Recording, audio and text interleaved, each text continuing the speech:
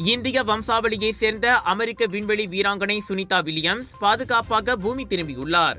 சுனிதா, சக அமெரிக்க விண்வெளி வீரர் பூச் வில்மோர் உள்ளிட்ட 4 வரை ஏற்றியிருந்த ஸ்பேஸ் எக்ஸ் டிராகன் விண்கலம் மலேசிய நேரப்படி இன்று காலை 6 மணிக்கு புளோரிடா மாநில கடலில் இறங்கி மிதந்தது. அனைத்துலக விண்வெளி நிலையத்தின் சக பணியாளர்களான அமெரிக்க விண்வெளி வீரர் நிக் ஹேக், ரஷ்ய விண்வெளி வீரர் அலெக்சாண்டர் கோல்புனோவ் ஆகியோர் ஏனைய இருவராவர். கடலின் மேற்பரப்பை நெருங்கியதும் பேராஷூட்கள் விரிக்கப்பட்டு ஸ்பிளாஷ் டவுன் என்ற முறையில் கடல் பகுதியில் விண்கலம் இறங்கியது. படகுகளில் காத்திருந்த நாசாவின் மீட்பு குழுவினர் 4 விண்வெளி வீரர்களையும் பத்திரமாக மீட்டனர். விண்கலத்தில் இருந்து வெளியே வந்து 9 மாதங்களுக்கு பிறகு பூமியின் காற்றை சுவாசித்த சுனிதா சிரித்தபடியே கையை அசைத்து தனது மகிழ்ச்சியை வெளிப்படுத்தினார். அனைத்துலக விண்வெளி நிலையத்தில் இருந்து 17 மணி நேர பயணமாக அவர்கள் பூமி வந்து சேர்ந்தனர்.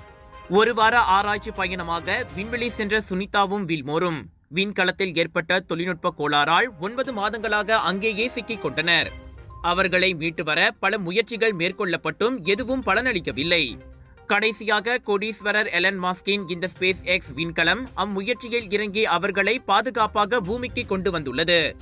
விண்வெளியில் இருந்த இந்த 9 மாதங்களில் சுனிதா வில்லியம்ஸ், பூச் வில்மோர் இருவரும் 900 மணி நேரம் ஆராய்ச்சி பணிகளில் ஈடுபட்டு 150 பரிசோதனைகளை மேற்கொண்டுள்ளனர்.